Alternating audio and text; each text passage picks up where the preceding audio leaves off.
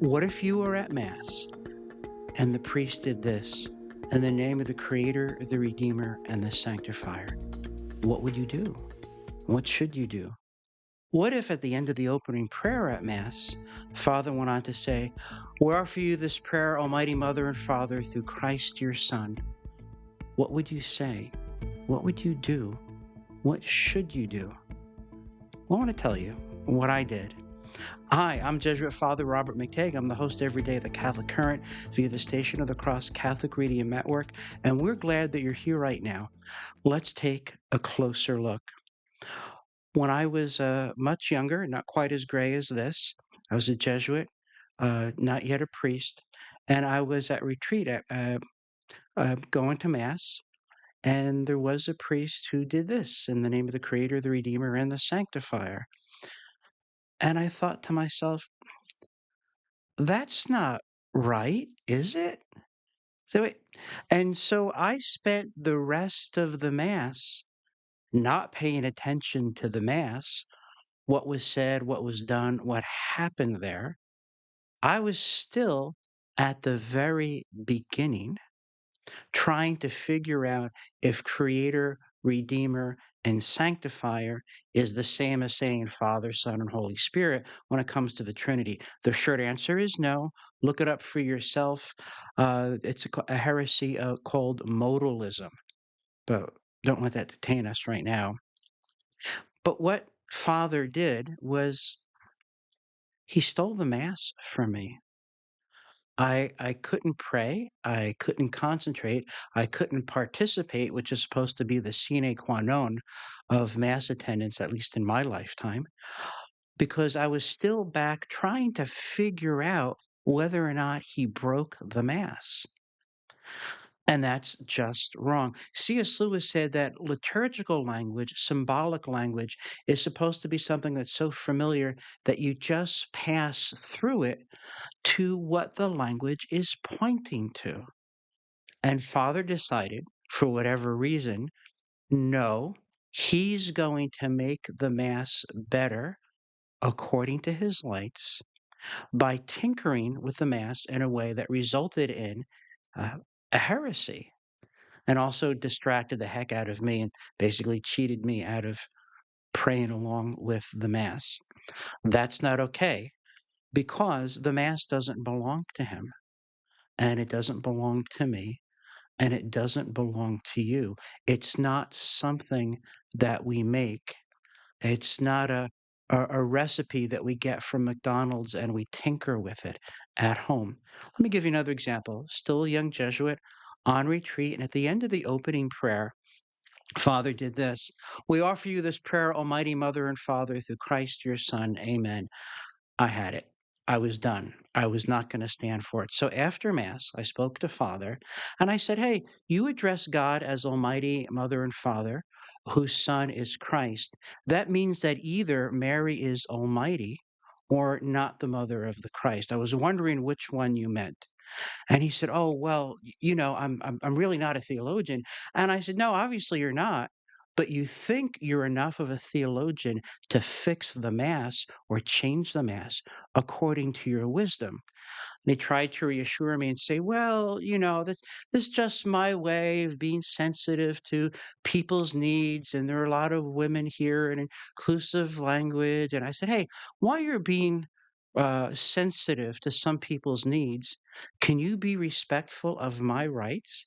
As one of the baptized, I have the right to the identifiable public prayer of the church. And you took that away from me, and you substituted your own homebrew private prayer for what is the treasury of the church." And he said, "Oh gosh, I'd really love to talk to you some more about this, but there are people inside the chapel praying. I don't want to distract them." And as he ran off, I said, "Thank you for the dialogue." This kind of nonsense did not stop after I was ordained. I was a new priest, and I was invited to offer a Mass for a group of graduate students who are in the area to do some special kind of something. And I said, well, how many people are going to be there? How many hosts will you need? And they said, well, we usually go to places without hosts. And so we just used pita bread. This was on the phone. And I said, all right, I want you to take out a pen and a paper, and I want you to write down everything I say.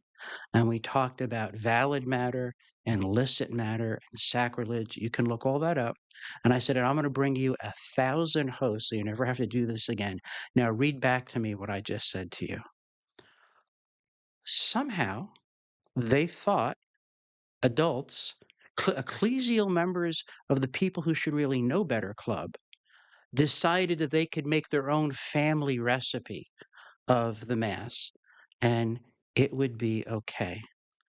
Now, when I got to that group to offer Mass, this young lady came to me with a piece of paper in her hand and said, Father, I wrote the opening prayer for Mass. When do I say it?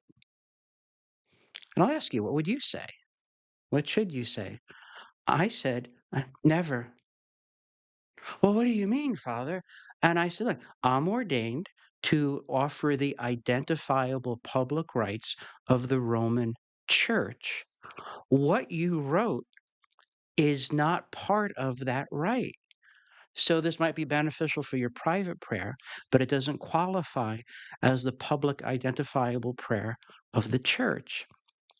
And she said, Father so and so from famous self identified Catholic University said the laity are meant to take ownership of the Mass. And I said, well, he lied. Or better said, he misspoke. That's not true. The Mass is not our private possession for us to tinker with as we see fit. Again, still a new priest, and I'm concelebrating, and there's a priest over on the other side of the right next to me, and I had him as concelebrant pray part of the canon, and he had his hands up and he said, Lord, remember your people wherever they may be, however they may love. And I looked as if to say, what? How? I've gotten a better poker face over the years, but oh my goodness. What I wanted to say, well, what is however they may love includes, but I didn't because I don't want to blaspheme, and I won't tell you what I was thinking because I don't want us to lose their FCC license or be banned from YouTube. That won't help anybody. One last example. I was at a meeting of priests who are working at a particular university, and we were talking a little bit about Mass. And I said, I'm glad that we're talking about this because I think there are some things amiss with the way we're offering Mass. And a priest much more senior than me in years in religion and priesthood and academia said, well, Bob, you're still a new priest, so you don't know that over time you inevitably add your own personal touches, your own ruffles and flourishes for the Mass. But you'll do it too over time. You'll see. And I said, gosh, you're right. I haven't had time to do those things. But you know what else? The church had me sign an oath in my own hand. I couldn't type it up and sign it. I had to write it out in my own hand. And among other things, I had to swear that I would do precisely not that, that I would offer the rights of the Roman Church according to the directives of the competent authorities. So that just adding my own touches, little aftermarket add-ons here and there, that's not okay. I don't have the authority to do that. And the baptized have the right to the identifiable public prayer of the church. I can go on and on with examples. Maybe another time we can talk some more about that. But here's my point. What has to go on in one's mind and one's heart to look at something divine and say, I think I can do that better? I wouldn't say that while reading Shakespeare. I wouldn't say that while reading Tolkien. I certainly wouldn't say that listening to Bach or Beethoven. I wouldn't say that looking at a masterpiece by Da Vinci or Michelangelo. And yet, when it comes to the Mass, Clergy and laity alike think that it's something that they can just kind of fidget with, mix and match. This is liturgical Legos. Take this piece off, add that piece on. And that's wrong. It's wrong. And it's expressly forbidden. And it's displeasing to God. And it harms souls. Let me give you one more example to drive the point home.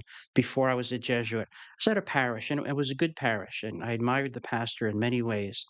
But I noticed he could just not have enough extraordinary Eucharistic ministers.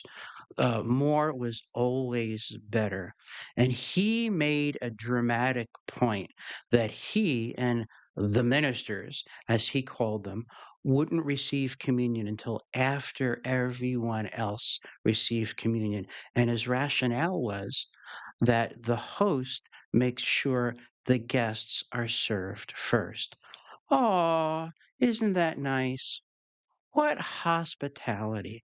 What good manners. Too bad, though, it vitiates the understanding of the Mass as a sacrifice. As a priest, I'm not just the guy who calls the meeting and puts on the coffee and gets out of the way. And I do more than just be the only one who reads the magic words. By virtue of ordination, a priest is in persona Christi, in the person of Christ. He is Alter Christus, another Christ.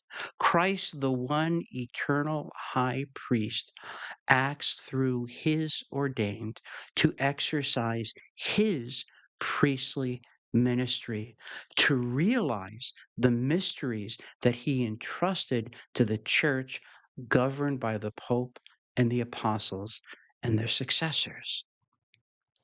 And as a priest, I'm here to help them do that and not make up my own church at my own local branch. So what Father did was he so exaggerated the meal aspect, because you start to clue in, oh, isn't it nice the hosts had dinner for they served everyone else and ate the leftovers, and they didn't do the dishes until after company had left. But what about sacrifice? At the Mass, Christ the high priest, in the person of his priest, makes present again the sacrifice of Calvary. And so from the offertory until the priest receives Holy Communion, until he consumes the sacrificial victim, until he consumes the oblata, the Mass is incomplete. If, God forbid, I drop dead during Mass, when the offertory, after the offertory has begun, some priest has to pick up where I left off, consecrate the elements, and then consume them, because the sacrifice must be made complete. The sacrifice is not complete until the priest consumes the consecrated species. I bet you most people at St. Typicals have never, ever heard that before. And I bet if you brought this conversation that we're having to most of your Catholic friends, they never heard that before either. And people who came through RCIA in the last 10 years never heard it before either. And yet, it is as Catholic can be. And the baptized have been distracted from it because people are adding their own little homebrew touches and mischief, making the Mass better according to their lights and their wisdom. No priest has the authority to do that. I certainly don't, and neither does any cleric you've ever met. Friends, my point is this. To participate in the holy sacrifice of the Mass in the Roman Rite is to participate in the identifiable public prayer of the Church. It's something that we don't own, and it's something we dare not tinker with, no matter how insightful or how clever we are. Insist on the real thing and accept no substitutes. I'm Jesuit Father Robert McTeigue, your host every day at the Catholic Current. We're glad that you're here for another round of Let's Take a Closer Look on the iCatholic YouTube radio channel. And you can find new video content on Mondays and Wednesdays. You can listen to the Catholic Current on the Station of the Cross and your favorite podcast platform every day. Hit like and subscribe, and we look forward to seeing you next time. Go in peace, and please do pray for me, for I am a sinner.